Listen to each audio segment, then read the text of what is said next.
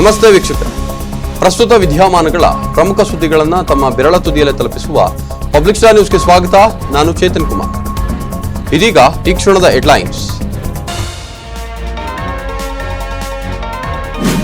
ವಾಹನ ತಡೆದು ದಾಂಧಲೆ ಮಾಡಿದ ಬೈಕ್ ಸವಾರ ಅರೆಸ್ಟ್, ಸರ್ಕಾರಿ ಕರ್ತವ್ಯಕ್ಕೆ ಅಡ್ಡಿಪಡಿಸಿದ್ದಕ್ಕೆ ಬಿತ್ತು ಕೇಸ್.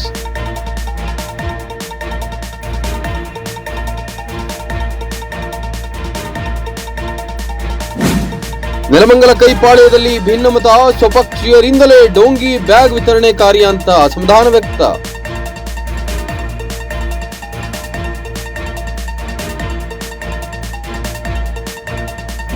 ಮನೆ ಬಿದ್ದು 4-5 ದಿನವಾದರೂ ಸ್ಥಳಕ್ಕೆ ಬಾರದ ಅಧಿಕಾರಿಗಳು ಸ್ಥಳಕ್ಕೆ ಧಾವಿಸಿ ಸಹಾಯ ಮಾಡಲು ಮುಂದಾದರೂ ಕಾಂಗ್ರೆಸ್ ಮುಖಂಡ ಬನವಾಸಿ ರಂಗಸ್ವಾಮಿ.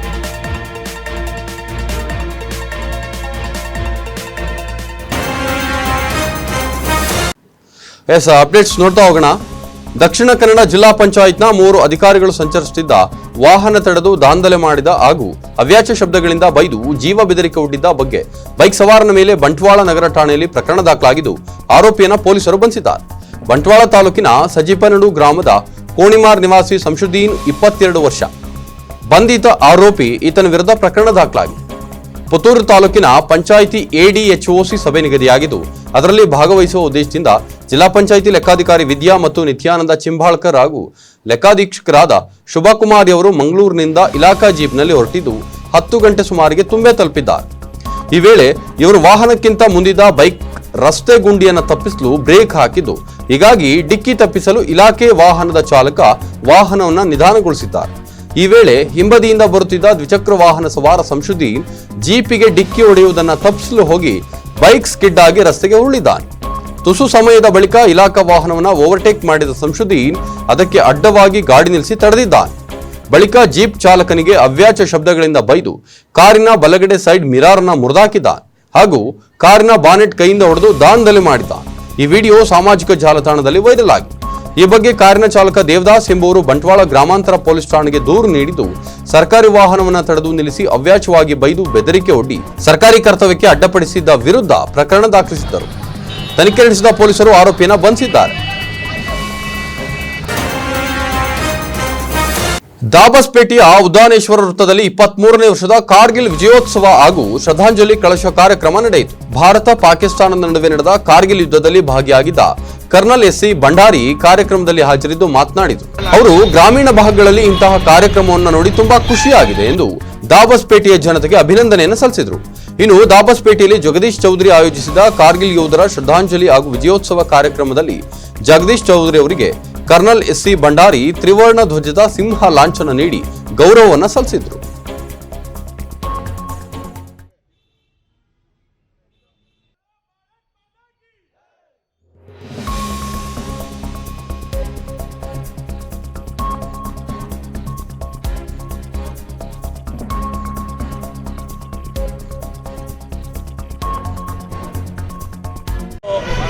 ದಾಬಸ್ಪೇಟೆ ಬಂದು ಬಹಳ ಸಂತೋಷವಾಗಿದೆ. ನಿಜವಾಗ್ಲೂ 1990 ಏನು ವಿಜಯೋತ್ಸವ ನಾವು ಗೆದ್ದಿದ್ದೀವಿ, ಅದೇ ರೀತಿ ಅದಕ್ಕಿಂತ ಜಾಸ್ತಿ ಇವತ್ತಿನ ಸಂತೋಷ ಆಗ್ತಾ ಇದೆ. ಯಾಕಂದರೆ ದೇಶದಲ್ಲಿ ಬಾರ್ಡ್ರಲ್ಲಿ ಇರುವಾಗ ಮತ್ತು ರಾಜಧಾನಿ ಮತ್ತು ಸಿಟಿಗಳು ಇದರೆಲ್ಲರೂ ಬರ್ತಾರೆ. ಈ ಹಳ್ಳಿಗಳಲ್ಲಿ ಪಟ್ಟಣದಲ್ಲಿ ಬಂದರೆ ನಿಜವಾಗ್ಲೂ ಅದು ಸಂತೋಷ. ನಮ್ಮೆಲ್ಲರಿಗೂ, ನಾನು ದಾಬಸ್ಪೇಟೆ ಜನರಿಗೂ ಎಲ್ಲರಿಗೂ ಮತ್ತೊಮ್ಮೆ ವಂದಿಸ್ತೀನಿ. ಮತ್ತು ಇಲ್ಲಿ ತಂಡದವರೆಲ್ಲರಿಗೂ ಯಾರ್ಯಾರು ಈ ಕಾರ್ಯಕ್ರಮ ಬಂದು ಎಲ್ಲರಿಗೂ ನಾನು ಮತ್ತೊಮ್ಮೆ ನನ್ನ ಕಡೆಯಿಂದ, ನನ್ನ ತಂಡ ವತಿಯಿಂದ ಮತ್ತು ಹಾಗೂ ಭಾರತೀಯ ನಾಗರಿಕ ಸಂಸ್ಥೆ ವತಿಯಿಂದ ತಮ್ಮೆಲ್ಲರಿಗೂ ವಂದನೆಗಳು ಸಲ್ಲಿಸ್ತೀನಿ. ಜೈ ಹಿಂದ್, ಜೈ ಕರ್ನಾಟಕ. ಸರ್, ನನ್ನ ಹೆಸರು ಕಾರ್ಗಿಲ್ ಕ್ಯಾಪ್ಟನ್ SC ಭಂಡಾರಿ ಅಂತ. ಯಾಕಂದರೆ ಕ್ಯಾಪ್ಟನ್ ನಾವು ಸುಮಾರು ಜನ ಇರ್ತೀವಿ. ನಾನೊಬ್ಬ ಯೋಧ ಕಾರ್ಗಿಲ್ ಯುದ್ಧದಲ್ಲಿ ಇದ್ದೆ. ಅದಕ್ಕೆ ಆ ಕಾರ್ಗಿಲ್ ಕ್ಯಾಪ್ಟನ್ ಅಂದರೆ ಸ್ವಲ್ಪ ಇಮಿಡಿಯೇಟ್ ರೆಕಾಗ್ನೈಸ್ ಆಗ್ತದೆ. ಕಾರ್ಗಿಲ್ ಕ್ಯಾಪ್ಟನ್ SC ಭಂಡಾರಿ ಅಂತ. 1999ರಲ್ಲಿ ಯಾರು ಕಂಡು ಕೇಳಿರತಕ್ಕಂಥ ಒಂದು ಘಟನೆ ನಡೆತಕ್ಕಂಥ ಸಂದರ್ಭದಲ್ಲಿ ಕಾರ್ಗಿಲ್ ನಡೆತಕ್ಕಂಥ ಯುದ್ಧದ ವಿಜಯೋತ್ಸವವನ್ನು ನಮ್ಮ ಜಬಲ್ ಸೊಸೈಟಿ ಆಫ್ ಇಂಡಿಯಾ ಇವತ್ತು ದೇಶಾದ್ಯಂತಲೂ ಕೂಡ ಇಲ್ಲಿಂದ ಸ್ಟಾರ್ಟ್ ಮಾಡಿ ಕನ್ಯಾಕುಮಾರಿವರೆಗೂ ಹೋಗಿ ಅವತ್ತು ಯಾರ್ಯಾರು ಮೃತಪಟ್ಟರು ಅವರೆಲ್ಲ ಕುಟುಂಬಕ್ಕೆ ಸಾಂತ್ವನ ಹೇಳ್ತೀವಿ ಅಂತಕ್ಕಂಥದ್ದು ಏನು ಹೇಳಕ್ಕೆ ಬಂದರೆ ಅಂತ ಒಂದು ಸಂದರ್ಭದಲ್ಲಿ ಭಂಡಾರಿ ಅವರ ನೇತೃತ್ವದಲ್ಲಿ ಇವತ್ತು ನಮ್ಮ ದಾಬಸ್ಪೇಟೆಗೆ ಬಂದು ನಾವು ಕೂಡ ಏನು ಕಡಿಮೆ ಇಲ್ಲ, ದೇಶದ ಅಭಿಮಾನಿಗಳಿದ್ದೀವಿ, ದೇಶಕ್ಕೋಸ್ಕರ ನಮ್ಮದು ಕೂಡ ಅಣಿಲು ಸೇವೆ ಸಲ್ಲಿಸಲಿಕ್ಕೆ ರೆಡಿ ಇದ್ದೀವಿ. ದೇಶದ ಪರ ಅಭಿಮಾನ ಹೊಂದಿದ್ದೀವಿ ಅಂತಕ್ಕಂಥದ್ದು ತೋರಿಸೋದಕ್ಕೋಸ್ಕರ ಈ ಕಾರ್ಯಕ್ರಮನ ಮಾಡಬೇಕಾಗ್ತಂತು. ಭಂಡಾರಿಯವರು ಯಾರ್ಯಾರು ಅವತ್ತು ಕಾರ್ಗಿಲ್ದಲ್ಲಿ ಮೃತಪಟ್ಟರು ಅಂಥವ್ರು ಎಲ್ಲರೂ ಕೂಡ ಸಮಾಧಾನ ಹೇಳಿ ಹೊರಟಿದ್ದೀವಿ ಹೋಗ್ತಾರೆ. ಬಟ್ ಇವತ್ತಿನ ವ್ಯವಸ್ಥೆಗಳು ನೋಡಿದ್ರೆ ನಾವು ಎಲ್ಲ ಒಂದು ಕಡೆ ಸಂತೃಪ್ತ ಜೀವನ ಮಾಡ್ತಾ ಇದ್ದೀವಿ. ಆದರೆ ನಮ್ಮ ದೇಶ ಕಾಯ್ತಾ ಇರ್ತಕ್ಕಂಥ ಆರ್ಮಿ ಇವತ್ತು ಅವ್ರೇನೋ ಇಲ್ಲ ಅಂತಿದ್ರೆ ನಾವು ಯಾವುದೇ ಕಾರಣಕ್ಕೂ ಸಂತೃಪ್ತವಾಗಿ ನಿದ್ದೆ ಮಾಡಲಿಕ್ಕೆ ಸಾಧ್ಯನೇ ಇರಲಿಲ್ಲ. ಆದ ಕಾರಣ ಇವತ್ತು ಯಾರ್ಯಾರು ಇವತ್ತು ನಮ್ಮ ವ್ಯವಸ್ಥೆ ಹೇಗೈತೆ ಅಂತಕ್ಕಂಥ ನಮ್ಮೆಲ್ಲರೂ ಗೊತ್ತಿರ್ತಕ್ಕಂಥ ವಿಚಾರ. ನೆಲಮಂಗಲ ವಿಧಾನಸಭಾ ಕ್ಷೇತ್ರ ಚುನಾವಣಾ ಜಟಾಪಟಿ ನಡೀತಾ ಇದ್ದು ಮುಖಂಡರ ಲೆಕ್ಕಾಚಾರವೇ ಬೇರೆ ಆಗಿದೆ. ಈ ಬೆನ್ನಲ್ಲೇ ನೆಲಮಂಗಲ ವಿಧಾನಸಭಾ ಕ್ಷೇತ್ರದಲ್ಲಿ ಬ್ಯಾಗ್ ಮತ್ತು ಪುಸ್ತಕ ನೀಡಿ ಮತದಾರನ ಸೆಳೆಯಲು ಮುಂದಾಗಿದ್ದ ಹಾಗೂ ಹಣವನ್ನ ಹಂಚಿ ಜನಪ್ರಿಯತೆಯನ್ನು ಗಳಿಸಲು ಮುಂದಾಗಿದ್ದ ಕೈ ಮುಖಂಡರ ವಿರುದ್ಧ ಸ್ವಪಕ್ಷೀಯರಾದ ಕೈ ನಾಯಕರೇ ಅಸಮಾಧಾನವನ್ನು ವ್ಯಕ್ತಪಡಿಸಿದ್ದಾರೆ. ಆ ನಿಟ್ಟಿನಲ್ಲಿ ಆಮಿಷ ಹೂಡಿದವರಿಗೆ ಮತ ನೀಡುತ್ತಾನ ಮತದಾರ, ಕಾಸು ಕೊಟ್ಟವನಿಗೆ ಸಿಗುತ್ತಾ ಓಟು ಎಂಬೆಲ್ಲ ಮಾತು ಹರಿದಾಡ್ತಿದೆ. ಇದನ್ನು ಗಮನಿಸಿದ್ರೆ ಪಕ್ಷ ಒಂದು ಆಕಾಂಕ್ಷಿಗಳು ಅತ್ತಾರಿದ್ದಾರೆ. ಈಗಾಗಲೇ ನೆಲಮಂಗಲದಲ್ಲಿ ನಾಯಕನಿಲ್ಲದೆ ತಬ್ಬಲಿಯಾಗಿದೆ ಕಾಂಗ್ರೆಸ್ ಅನ್ನೋ ಚಿತ್ರಣ ಕಾಣ್ತಿದ್ದು, ಹೊಂದಾಣಿಕೆ ಇಲ್ಲದೆ ನೆಲಮಂಗಲ ವಿಧಾನಸಭಾ ಕ್ಷೇತ್ರ ಗೆಲ್ಲಲು ಹೊರಟಿದ್ದಾರೆ ಕಾಂಗ್ರೆಸ್ಸಿಗರು ಅನ್ನೋ ಮಾತಿನ ಜೊತೆಯಲ್ಲಿ ನೆಲಮಂಗಲದಲ್ಲಿ ಹರಿದಾಡ್ತಿವೆ ಕೋಟಿ ಕೋಟಿ ಕಪ್ಪು ಹಣ, ಕೊಟ್ಟೋನು ಕೋಡಂಗಿ ಇಸ್ಕೊಂಡವನು ವೀರಭದ್ರ ಅನ್ನೋ ಮಾತು ಕೂಡ ವ್ಯಕ್ತವಾಗಿದೆ.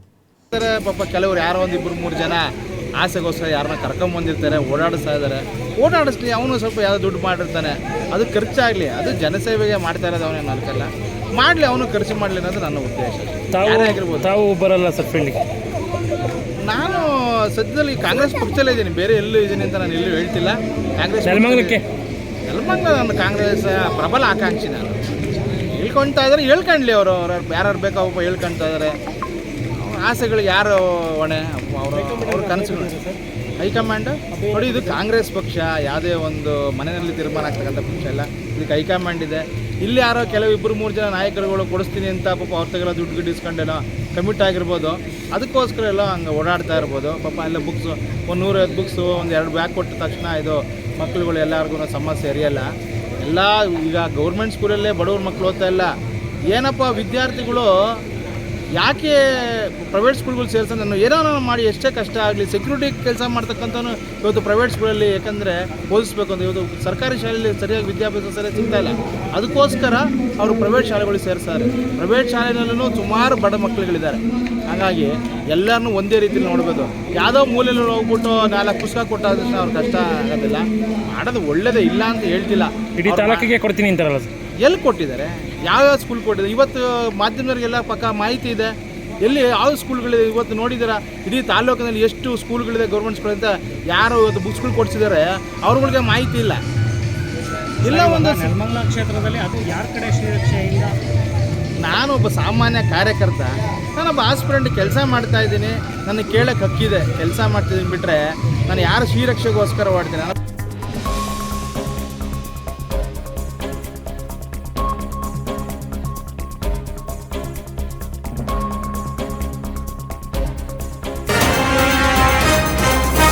ಹಿಂದಿನ ಕಾಲದಲ್ಲಿ ಪ್ರತಿಯೊಬ್ಬರಿಗೂ ತಮ್ಮ ಪ್ರಾಣ ರಕ್ಷಣೆಗೋಸ್ಕರ ಕರಾಟೆ ಕಲಿಯುವುದು ಅತ್ಯವಶ್ಯಕ. ಆ ನಿಟ್ಟಿನಲ್ಲಿ ತಾವು ಕೋಲಾರ ನಗರದಲ್ಲಿ ಬ್ರೂಸ್ಲಿ ಕರಾಟೆ ಶಾಲೆಯನ್ನು ಆರಂಭಿಸಿದ್ದು, ತಮ್ಮ ದಶಕಗಳ ಅನುಭವವನ್ನು ಧಾರೆ ಎರೆದು ಉತ್ತಮ ವಿದ್ಯಾರ್ಥಿಗಳನ್ನು ತಯಾರು ಮಾಡಿ ಸಮಾಜಕ್ಕೆ ಅರ್ಪಿಸುವುದೇ ತಮ್ಮ ಉದ್ದೇಶ ಎಂದು ಅಂತಾರಾಷ್ಟ್ರೀಯ ಕರಾಟೆ ಚಾಂಪಿಯನ್ ಹಾಗೂ ಚಿತ್ರನಟ ಕರಾಟೆ ಶ್ರೀನಿವಾಸ್ ಅಭಿಪ್ರಾಯವನ್ನು ಪಟ್ಟಿದ್ದಾರೆ. ಅವರಿಂದು ನಗರದ ಪೇಟೆ ಚಾಮನಹಳ್ಳಿಯ ಸರ್ಕಾರಿ ಹಿರಿಯ ಪ್ರಾಥಮಿಕ ಶಾಲೆ ಆವರಣದಲ್ಲಿ ತಮ್ಮ ಬ್ರೂಸ್ಲಿ ಕರಾಟೆ ಶಾಲೆಯ ವತಿಯಿಂದ ಆಯೋಜಿಸಿದ್ದ ರಾಷ್ಟ್ರಮಟ್ಟದ ಕರಾಟೆ ಚಾಂಪಿಯನ್ಶಿಪ್ 2022ರ ಕಾರ್ಯಕ್ರಮದಲ್ಲಿ ಮುಖ್ಯ ಕೇಂದ್ರ ಬಿಂದುವಾಗಿ ಭಾಗವಹಿಸಿ ಮಾತನಾಡ್ತಾ, ಪ್ರತಿಯೊಬ್ಬ ಪೋಷಕರು ತಮ್ಮ ಮಕ್ಕಳಿಗೆ ವಿದ್ಯೆಯೊಂದಿಗೆ ಆತ್ಮರಕ್ಷಣಾ ಕಲೆಯಾದ ಕರಾಟೆಯನ್ನು ಕಲಿಸಿದ್ದೇ ಆದರೆ ಆ ಮಕ್ಕಳು ಭವಿಷ್ಯದಲ್ಲಿ ಯಾರ ಸಹಕಾರವಿಲ್ಲದೆ ತಮ್ಮನ್ನು ತಾವು ರಕ್ಷಣೆ ಮಾಡಿಕೊಳ್ಳುವ ಮೂಲಕ ಸದೃಢ ಹಾಗೂ ಆರೋಗ್ಯವಂತ ಪ್ರಜೆಗಳಾಗಿ ಹೊರಹೊಮ್ಮುತ್ತಾರೆ ಎಂದು ತಮ್ಮ ಅಭಿಮತವನ್ನು ವ್ಯಕ್ತಪಡಿಸಿದ್ದಾರೆ. ಇಂದು ತಮ್ಮ ಬ್ರೂಸ್ಲಿ ಕರಾಟೆ ಶಾಲೆ ವತಿಯಿಂದ ನಡೆಯುತ್ತಿರುವ ಚಾಂಪಿಯನ್ಶಿಪ್ನಲ್ಲಿ ಸುಮಾರು 350ರಿಂದ 400 ವಿದ್ಯಾರ್ಥಿಗಳು ಭಾಗವಹಿಸಿದ್ದು ಉತ್ತಮ ಪ್ರದರ್ಶನ ನೀಡುತ್ತಿದ್ದಾರೆ. ಹಾಗೂ ಈ ಕಾರ್ಯಕ್ರಮಕ್ಕೆ ಪ್ರತ್ಯಕ್ಷವಾಗಿ ಹಾಗೂ ಪರೋಕ್ಷವಾಗಿ ಸಹಕಾರ ನೀಡಿದ ಎಲ್ಲರಿಗೂ ತಾವು ಧನ್ಯವಾದಗಳನ್ನು ಅರ್ಪಿಸುತ್ತೇನೆ ಎಂದು ತಿಳಿಸಿದ್ದಾರೆ. ಎಲ್ಲರಿಗೂ ಥ್ಯಾಂಕ್ ಯು ವೆರಿ ಮಚ್. ಎಲ್ಲ ಹೆಸರು ಹೇಳೋಕ್ಕಾಗಲ್ಲ. 15 ಜನ ಟೋಟಲ್ 15 ಜನ ಬ್ಲ್ಯಾಕ್ ಬೆಲ್ಟ್ ಮಕ್ಕಳಿದ್ದಾರೆ. ಎಲ್ಲರಿಗೂ ಥ್ಯಾಂಕ್ಸ್ ಹೇಳೋಕ್ಕೆ ಇಷ್ಟಪಡ್ತೀನಿ. ಮತ್ತು ನಮ್ಮ ಶಾಲೆಯಿಂದ, ನಮ್ಮ ಬ್ರೂಸ್ಲಿ ಕರಾಟೆ ಶಾಲೆಯಿಂದ ನಾವು ನಿರಂತರವಾಗಿ ವರ್ಷನೂ ನಾವು ಈ ಒಂದು ಕಾರ್ಯಕ್ರಮ ಮಾಡ್ಕೊಂಡು ಬರ್ತಾ ಇದ್ದೀವಿ. ನನಗೆ ಬೆನ್ನೆಲುಬಾಗಿ ನಿಂತಿರೋರು ನಮ್ಮ ಬಂಗಾರಪೇಟೆ ರಾಜು, ನಮ್ಮ ಮಾಲೂರು ಕುಂಪು ಮಾಸ್ಟರು ಮಂಜುನಾಥ್, ಮತ್ತು ನಾವು ಎಲ್ಲ ನಮಗಿನ ಸೀನಿಯರು ಅಂದರೆ ನಮ್ಮ ವೆಂಕಟೇಶ್ ಅಣ್ಣವರಿದ್ದಾರೆ. ಅವರು ಅಷ್ಟು ಸಹ ಅಲ್ಲಿನ ಇವರು ನಮ್ಮ ಹಿರಿಯರಾದಂತಹ ನಮ್ಮ ನರಸಿಂಹಣ್ಣವರಿದ್ದಾರೆ. ಹೇಳಿದ ತಕ್ಷಣ ಹೋಗ್ಬಿಟ್ಟು ನಾನು ಉತ್ಸವಸ್ಥಾನಪ್ಪ ಅಂತೇಳಿ ಅವರು ಬಂದಿದ್ದಾರೆ. ಮತ್ತು ಅದೇ ರೀತಿ ನಮ್ಮ ಆಂಜಿಯವರು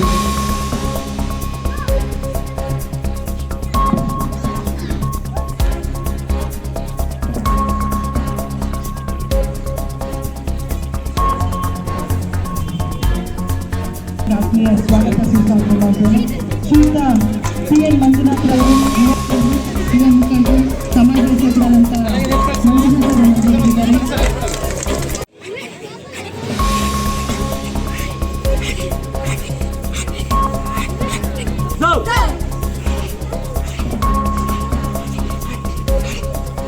ಎಲ್ಲಾನು ನಿಮ್ಗೆ ಹೇಳ್ಕೊಡ್ತಾ ಇರೋಂಥ ನಿಮ್ಮ ಗುರುಗಳು ಶ್ರೀನಿವಾಸ್ ಅವ್ರಿಗೆ ನಾವು ಅಭಿನಂದನೆ ಸಲ್ಲಿಸಬೇಕು.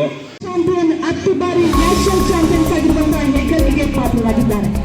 ಸತತ 35 ವರ್ಷಗಳಿಂದ ಕರಾಟೆಗೆ ತಮ್ಮನ್ನ ಆರಿಸಿಕೊಂಡು ಬ್ರೂಸ್ ಲೀ ಕರಾಟೆ ಶಾಲೆಯನ್ನು ಆರಂಭಿಸಿ ಜಿಲ್ಲೆಯ ಸಾವಿರಾರು ಮಕ್ಕಳಿಗೆ ಕರಾಟೆ ಹೇಳಿಕೊಟ್ಟಿರುವವರಲ್ಲಿ ಮೊದಲಿಗರಾಗಿದ್ದಾರೆ.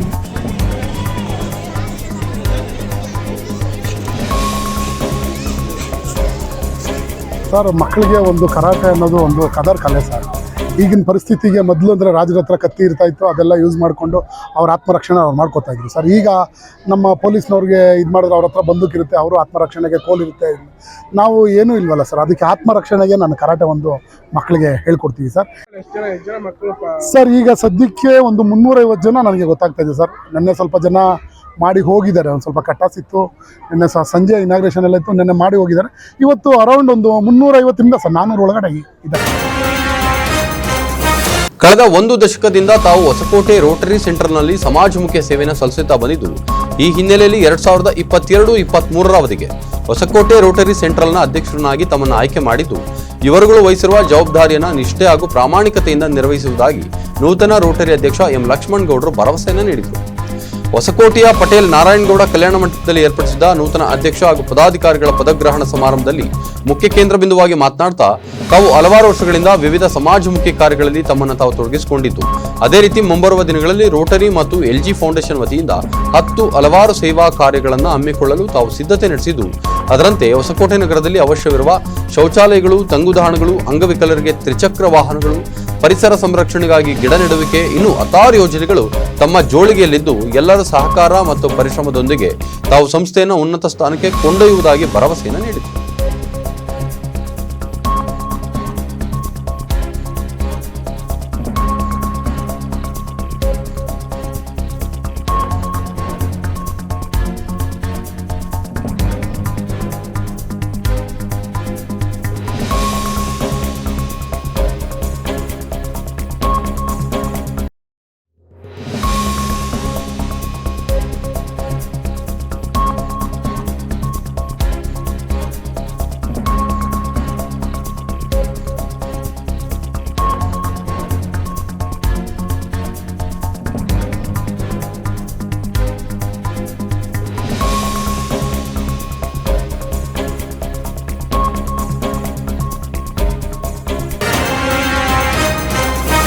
ಲಕ್ಷಾಂತರ ರು ಮೌಲ್ಯದ ಚಿನ್ನಾಭರಣ ಕಳವು ಮಾಡಿದ ಪ್ರಕರಣಕ್ಕೆ ಸಂಬಂಧಿಸಿದಂತೆ ಗಂಡ ಹೆಂಡತಿ ಇಬ್ಬರನ್ನ ವಿಟ್ಲ ಪೊಲೀಸ್ ಇನ್ಸ್ಪೆಕ್ಟರ್ ನಾಗರಾಜ್ ನೇತೃತ್ವದ ತಂಡ ಬಂಧಿಸಿದೆ. ಪುತ್ತೂರು ಸರ್ವೆ ಗ್ರಾಮದ ಬಾವಿಕಟ್ಟೆ ನಿವಾಸಿಗಳಾದ ಪ್ರಮೋದ್ ಹಾಗೂ ಆತನ ಪತ್ನಿ ಸುಮತಿ ಆನೆ ಬಂಧಿತ ಆರೋಪಿಗಳು. ವಿಟ್ಲ ಮುಡ್ನೂರು ದಂಬೇದಾರು ಮನೆಯಿಂದ ಚಿನ್ನಾಭರಣ ಕಳವುಗೈದ ಪ್ರಕರಣಕ್ಕೆ ಸಂಬಂಧಿಸಿದಂತೆ ಮನೆಗೆಲಸಕ್ಕಿದ್ದ ಪುತ್ತೂರು ಮೂಲದ ದಂಪತಿಗಳನ್ನು ಬಂಧಿಸಿದ್ದಾರೆ. ಇವರಿಬ್ಬರು ದಂಬೇದಾರು ವಿನಯಚಂದ್ರ ನಾಯ್ಕರವರ ಮನೆಯಲ್ಲಿ ಕೂಲಿ ಕೆಲಸಕ್ಕಿದ್ದು, ಮನೆಯ ಬೆಡ್ರೂಮ್ನ ಕಪಾಟಿನಲ್ಲಿದ್ದ ಚಿನ್ನದ ಬ್ರಾಸ್ಲೈಟ್, ಒಂದು ಚಿನ್ನದ ಲಕ್ಷ್ಮೀ ಪದಕ ಸಹಿತ ಚೈನ್, ಒಂದು ಚಿನ್ನದ ಉಂಗುರಗಳು, 3 ಒಟ್ಟು 98 ಗ್ರಾಂ ಚಿನ್ನಾಭರಣಗಳು. ಸದ್ಯ ಚಿನ್ನಾಭರಣಗಳ ಒಟ್ಟು ಮೌಲ್ಯ ಅಂದಾಜು 1,48,000 ರು. ಚಿನ್ನಾಭರಣ ಕಳವುಗೈದಿದ್ದಾರೆ. ಈ ಬಗ್ಗೆ ತನಿಖೆ ಆರಂಭಿಸಿದ ಪೊಲೀಸರು ಆರೋಪಿಗಳಿಬ್ಬರನ್ನ ಬಂಧಿಸಿದ್ದಾರೆ. ಕಳವಾಗಿದ್ದ 98 ಗ್ರಾಂ ಚಿನ್ನಾಭರಣ ವಶಪಡಿಸಿಕೊಂಡಿದ್ದಾರೆ.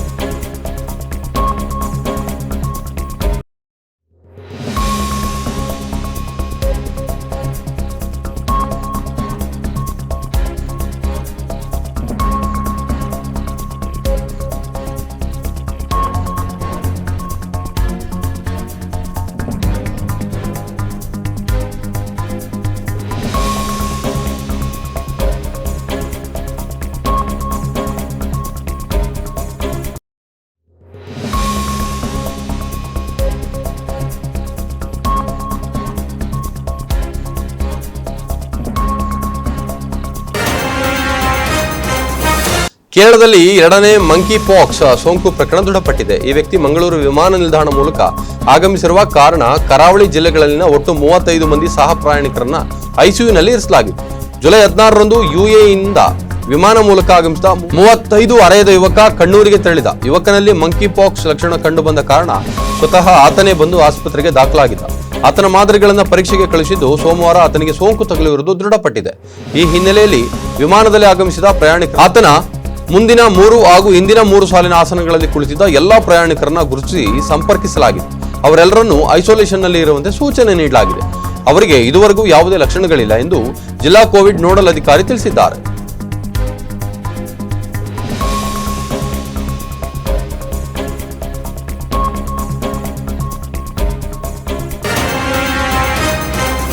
ಕಳೆದ 2 ದಿನಗಳಿಂದ ದೊಡ್ಡ ಗಾತ್ರದ ಬಾಂಗ್ಡೆ ಮೀನುಗಳು ಮಾರುಕಟ್ಟೆಯಲ್ಲಿ ಕೆಜಿಗೆ 300 ರಿಂದ 350 ರುಗೆ ದೊರೆಯುತ್ತಿದ್ದು, ಇದು ಒಮನ್ ದೇಶದಿಂದ ಆಮದಾದ ಮೀನು ಎಂದು ಹೇಳಲಾಗಿದೆ. ಮೀನುಗಾರರು ಬಹುದಿನಗಳಿಂದ ಕಾತರಿಸ್ತಾ ಇದ್ದ ನವಮಂಗಳೂರು NMPA ಮೂಲಕ ನಡೆಯುವ ಮಳೆಗಾಲದ ನಾಡದೋಣಿ ಮೀನುಗಾರಿಕೆ ಸೋಮವಾರದಿಂದ ಆರಂಭಗೊಂಡಿದೆ. ಸಣ್ಣ ಬಾಂಗ್ಡೆ ಸ್ವಾಡಿ ಮೀನುಗಳು ಬಲೆಗೆ ಬಿದ್ದಿವೆ. ಸೋಮವಾರ ಸುಮಾರು 100 ದೋಣಿಗಳು ಮೀನುಗಾರಿಕೆಗೆ ತೆರಳಿದ್ದು, ಇವೆಲ್ಲ ಪಟ್ಟೆ ಬಲೆ ದೋಣಿಗಳು. ಬೆಳಗ್ಗೆ 9 ರಿಂದ 10 ಬಳಿಕವೇ ಮೀನುಗಾರಿಕೆಗೆ ತೆರಳಲು ಸಾಧ್ಯವಾಗಿದ್ದು, ಇದಕ್ಕೆ ಬಂದರು ಪ್ರವೇಶಿಸಲು ಅನುಮತಿ ಪಡೆಯುವಲ್ಲಿ ವಿಳಂಬ ಕಾರಣ ಎಂದು ಮೀನುಗಾರರು ಹೇಳಿದರು.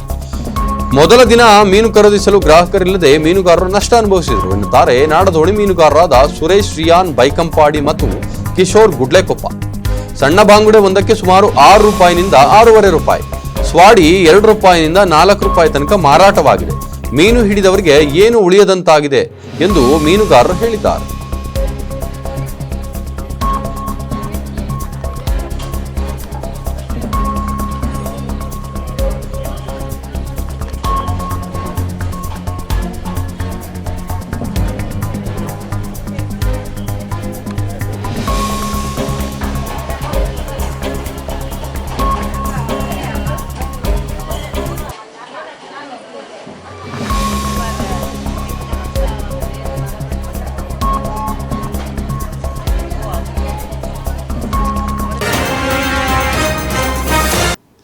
ಚಂದನ ವಿದ್ಯಾಸಂಸ್ಥೆಯಿಂದ ನಡೆದ ವಿಶ್ವ ಕೌಶಲ್ಯ ದಿನಾಚರಣೆಯನ್ನ ಗಣ್ಯರಿಂದ ಜ್ಯೋತಿ ಬೆಳಗಿಸುವ ಮೂಲಕ ಕಾರ್ಯಕ್ರಮಕ್ಕೆ ಚಾಲನೆ ನೀಡಲಾಯಿತು. ಚಂದನ ವಿದ್ಯಾಸಂಸ್ಥೆಯ ಸಂಸ್ಥಾಪಕರಾದ ಕವಿತಾ ಜಗದೀಶ್ ಮಾತನಾಡಿ, ಅರಸೀಕೆರೆ ನಗರದಲ್ಲಿ ನಮ್ಮ ಸಂಸ್ಥೆಯು ಸುಮಾರು 8 ವರ್ಷಗಳಿಂದ ಕರ್ನಾಟಕ ಕೌಶಲ್ಯ ಅಭಿವೃದ್ಧಿ ನಿಗಮದ ಅಡಿಯಲ್ಲಿ ಹೆಣ್ಣು ಮಕ್ಕಳಿಗೆ ಉಚಿತವಾಗಿ ಟೈಲರಿಂಗ್ ತರಬೇತಿ, ಕಂಪ್ಯೂಟರ್ ತರಬೇತಿ, ಬ್ಯೂಟಿಷಿಯನ್ ತರಬೇತಿ ನೀಡುವ ಮೂಲಕ ಹೆಣ್ಣು ಮಕ್ಕಳನ್ನ ಸಬಲೀಕರಣಗೊಳಿಸುವ ನಿಟ್ಟಿನಲ್ಲಿ ಅಭಿವೃದ್ಧಿ ಪಥದಲ್ಲಿ ಮುನ್ನಡೆಸುವ ಮೂಲಕ ತಮ್ಮದೇ ಆದಂತಹ ಛಾಪು ಮೂಡಿಸಿದೆ ಎಂದು ತಿಳಿಸಿದರು. ನಂತರ ಈ ಕಾರ್ಯಕ್ರಮದಲ್ಲಿ ಅಧ್ಯಕ್ಷತೆ ವಹಿಸಿದ ಮುಖ್ಯಮಂತ್ರಿಗಳ ನಿಕಟಪೂರ್ವ ರಾಜಕೀಯ ಕಾರ್ಯದರ್ಶಿ NR ಸಂತೋಷ್ ಮಾತನಾಡಿ, ತಮ್ಮಲ್ಲಿರುವ ಕೌಶಲ್ಯವನ್ನು ಅಭಿವೃದ್ಧಿಪಡಿಸಿಕೊಂಡು ಹಣವನ್ನು ಗಳಿಸುವ ಮೂಲಕ ದೇಶದ ಆರ್ಥಿಕ ಪರಿಸ್ಥಿತಿಯನ್ನು ಇನ್ನೂ ಉನ್ನತ ಮಟ್ಟಕ್ಕೆ ಕೊಂಡೊಯ್ಯಬಹುದಾದ ಮುಂದಿನ ದಿನಗಳಲ್ಲಿ ಈ ಕೌಶಲ್ಯ ಅಭಿವೃದ್ಧಿಗೆ ವಿಶೇಷವಾದ ಗಮನ ಹರಿಸಲಾಗುತ್ತೆ ಎಂದು. ಮಹಿಳೆ ಅಂತ ಹೇಳಿದ್ರೆ ಎಲ್ಲ ಕ್ಷೇತ್ರಗಳಲ್ಲಿ ಸಲ್ಲುವಂಥವಳು ಮಹಿಳೆ. ಆ ನಿಟ್ಟಿನಲ್ಲಿ ಚಂದನ ಕಂಪ್ಯೂಟರ್ ಅವರ ಕವಿತಾ ಮೇಡಮ್ ಅವರು ಇವತ್ತು ಒಂದು ಒಳ್ಳೆಯ ಕಾರ್ಯಕ್ರಮವನ್ನು ಆಯೋಜಿಸಿದ್ದಾರೆ. ಸಂಸ್ಥೆಯಲ್ಲಿ ಕೌಶಲ್ಯ ಅಭಿವೃದ್ಧಿ ದಿನಾಚರಣೆಯನ್ನು ಆಚರಿಸ್ತಾ ಇದ್ದೀವಿ. ಈ ಕಾರ್ಯಕ್ರಮದಲ್ಲಿ ಮೊದಲಿಗೆ ನಾವು ಎಲ್ಲರನ್ನೂ ಸ್ವಾಗತ. ಇಲ್ಲಿ ತಮ್ಮಲ್ಲಿರ್ತಕ್ಕಂಥ ಪ್ರತಿಭೆಯನ್ನು, ತಮ್ಮಲ್ಲಿರ್ತಕ್ಕಂಥ ಆಸಕ್ತಿಯನ್ನು ಟೈಲರಿಂಗ್ ಆಗ್ಬೋದು, ಕಂಪ್ಯೂಟರ್ ಶಿಕ್ಷಣ ಆಗ್ಬೋದು, ಅಥವಾ ಬ್ಯೂಟಿಷಿಯನ್ ಆಗ್ಬೋದು, ಇವೆಲ್ಲದಕ್ಕೂ ಇಲ್ಲಿ ತರಬೇತಿಯನ್ನು ಪಡೆದು ಈ ತರಬೇತಿ ಸುಮಾರು 3 ತಿಂಗಳಿರ್ಬೋದು. ಅವರು ಹೇಳಿದ್ರು, ನಿಜಕ್ಕೂ ಒಂದು ಒಳ್ಳೆಯ ಕಾರ್ಯಕ್ರಮ, ಎಂಥ ಕಾರ್ಯಕ್ರಮ ನಾವು ಮಿಸ್ ಮಾಡ್ಕೊಂಡಿದ್ವಿ ಅಂತ. ಈ ಒಂದು ಕಾಲದಲ್ಲಿ ಮಹಿಳೆಯರು ಸಬಲೀಕರಣ ಆಗ್ತಿರೋದು ನಿಜಕ್ಕೂ ಒಳ್ಳೆಯ ಇದು. ಈ ಟೈಲರಿಂಗ್ ಆಗಿರ್ಬೋದು, ಸಣ್ಣ ಸಣ್ಣ ಗಾರ್ಮೆಂಟ್ಸ್ಗಳನ್ನು ಪ್ರಾರಂಭ ಮಾಡುವಂಥ ಒಂದು ಈ ಕಲಿಕೆಯಿಂದ ಹೆಣ್ಣು ಮಕ್ಕಳ ಭವಿಷ್ಯವು ಉತ್ತಮವಾಗಿ ಮುಂದುವರಿಯಲಿ ಅಂತೇಳಿ ಆಶಿಸುತ್ತೇನೆ. ನನಗೆ ಮಾತಾಡಲು ಅವಕಾಶ ಕೊಟ್ಟಂತ ಎಲ್ಲರಿಗೂ ವಂದಿಸಿ ನನ್ನ ಮಾತನ್ನು ಮುಗಿಸ್ತೇನೆ. ತರಬೇತಿ, ಬ್ಯೂಟಿಷಿಯನ್ ಮತ್ತು ಟೈಲರಿಂಗು, ಇವತ್ತು ಮಹಿಳೆಯರು ಅತಿ ಹೆಚ್ಚಾಗಿ ಇವತ್ತು ಬ್ಯೂಟಿಷಿಯನನ್ನು ಜಾಸ್ತಿ ಆಯ್ಕೆ ಮಾಡ್ಕೊಳ್ತಾರೆ. ಏಕೆಂದರೆ ಸ್ವಯಂ ಉದ್ಯೋಗ ಜಾಸ್ತಿ ಒಂದು ಆದಾಯ ರೀತಿಯಲ್ಲಿ ಇದೆ ಅನ್ನೋ ಉದ್ದೇಶದಿಂದ ಮಾಡ್ತಾ ಇದ್ದಾರೆ. ಅದರಿಂದ ಇವತ್ತು ಭಾಳ ಸಂತೋಷದ ದಿನ. ನಿಮಗೆಲ್ರಿಗೂ ಒಂದು ಪ್ರಶ್ನೆ ಕೇಳೋದಕ್ಕೆ ಇಷ್ಟಪಡ್ತೀನಿ. ಕೌಶಲ್ಯ ಅಭಿವೃದ್ಧಿ, ಸ್ಕಿಲ್ ಡೆವಲಪ್ಮೆಂಟ್ ಅಥವಾ ಸ್ಕಿಲ್ ಡೇ, ಈ ಕಾನ್ಸೆಪ್ಟು ಭಾಳ ವರ್ಷಗಳಿಂದ ನಮ್ಮಲ್ಲಿ ಇತ್ತು. ಜನಸಂಖ್ಯೆ ಸ್ಫೋಟ ಆಗ್ತಾ ಇದೆ. ಜನಸಂಖ್ಯೆ ನಿಯಂತ್ರಣ ಮಾಡದೇ ಇದ್ದರೆ ಮುಂದೊಂದು ದಿನ ನಮಗೆ ಅದರಿಂದ ತೊಂದರೆ ಆಗ್ಬೋದು ಅನ್ನೋಂಥ ಮಾತನ್ನು ಸರ್ಕಾರ ಏನು ಮಾಡ್ತಿದೆ, SLC ಪಾಸ್ ಆಗಿ ಕೆಲವರು ಅವರಿಗೆ ಕೆಲಸ ಇದ್ದರೆ ಅನಿವಾರ್ಯ ಮದುವೆ ಆಗಿ ಅವ್ರಿಗೆ ಮುಂದೆ ಏನು ಅನ್ನೋದೇ ಅವರಿಗೆ ಒಂದು ಜೀವನ ದಾರಿ ಇರಲ್ಲ. ಅನಿವಾರ್ಯ ಅವ್ರ ಸಂಸಾರದ 108 ತೊಂದರೆಗಳಿರ್ಬೋದು. ಆದರೂ ಸ್ವಯಂ ಉದ್ಯೋಗ ಮಹಿಳೆಯರಾಗಲಿ ಮಕ್ಕಳಿಗಾಗಲಿ ಕೆಲವರು ಕಾಲೇಜಿಗೆ ಹೋಗ್ತಾರೆ, ಕಂಪ್ಯೂಟರ್ ತರಬೇತಿ ಅವರಿಗೆ ಆಗ್ತಾ ಇರಲ್ಲ, ಅದನ್ನು ಕಲಿಯೋಕ್ಕೆ ಆಸೆ ಇರುತ್ತೆ. ಅರಸೀಕೆರೆ ಬಸ್ ನಿಲ್ದಾಣದಲ್ಲಿ ಹುಡುಗಿ ಎಂಬ ಸಿನಿಮಾದ ಅಶ್ಲೀಲ ಪೋಸ್ಟರ್ಗಳು ಸಮಾಜದ ಸ್ವಾಸ್ಥ್ಯ ಹಾಳು ಮಾಡುವ ರೀತಿಯಲ್ಲಿ ರಾರಾಜಿಸುತ್ತಿರುವುದರಿಂದ ಬಸ್ ನಿಲ್ದಾಣದಲ್ಲಿ ಓಡಾಡುವ ಹೆಣ್ಣು ಮಕ್ಕಳು ಹಾಗೂ ವಿದ್ಯಾರ್ಥಿನಿಯರಿಗೆ ಬಹಳ ಮುಜುಗರ ಉಂಟಾಗ್ತಿದ್ದು, ಹೆಲ್ಪ್ ಆ್ಯಂಡ್ ಚಾರಿಟೇಬಲ್ ಟ್ರಸ್ಟ್ನ ಸದಸ್ಯರು ಕೂಡಲೇ ಎಚ್ಚೆತ್ತುಕೊಂಡು ಆ ಪೋಸ್ಟರ್ ಅನ್ನು ತೆಗೆದು ಹಾಕಿದರು. ಹಾಗೂ ಬಸ್ ನಿಲ್ದಾಣದ ವ್ಯವಸ್ಥಾಪಕರಿಗೆ ಈ ರೀತಿ ಮುಜುಗರ ಉಂಟು ಮಾಡುವ ಸಂಘಟನೆಗಳು ಸಂಭವಿಸಬಾರದೆಂದು ಹೇಳಿದರು.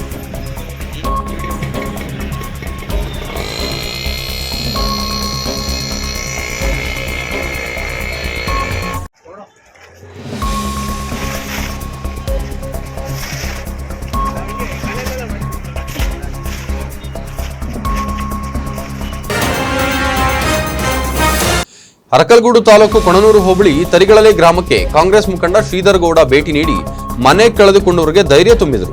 ಸುದ್ದಿಗಾರರ ಜೊತೆ ಮಾತನಾಡಿದ ಕಾಂಗ್ರೆಸ್ ಮುಖಂಡ ಶ್ರೀಧರ್ ಗೌಡ, ಅರಕಲಗೂಡು ತಾಲೂಕಿನಲ್ಲಿ ಸುಮಾರು 10 ರಿಂದ 12 ದಿನದಿಂದ ಮಳೆ ಸುರಿತಾ ಇದ್ದು, ಮಳೆ ಅತಿವೃಷ್ಟಿಯಿಂದ ಅರಕಲಗೂಡು ತಾಲೂಕಿನ ಬಹುತೇಕ ಎಲ್ಲ ಗ್ರಾಮಗಳಲ್ಲಿ ಮಳೆ ಬಿದ್ದು ಹೋಗುತ್ತಿರುವುದನ್ನು ನಾವು ಗಮನಿಸಿದ್ದೇವೆ ಮತ್ತು ರೈತರು ಬೆಳೆ ಬೆಳೆದ ಹೊಲ ಗದ್ದೆಗಳಿಗೆ ನೀರು ತುಂಬಿಕೊಂಡು ಬೆಳೆ ಹಾಳಾಗಿರುವುದರಿಂದ ನಾವು ಗಮನಿಸಿದ್ದು, ತರಿಗಳಲೆ ಗ್ರಾಮದಲ್ಲಿ 25ಕ್ಕೂ ಹೆಚ್ಚು ಮನೆಗಳಿಗೆ ಹಾನಿಯಾಗಿದೆ.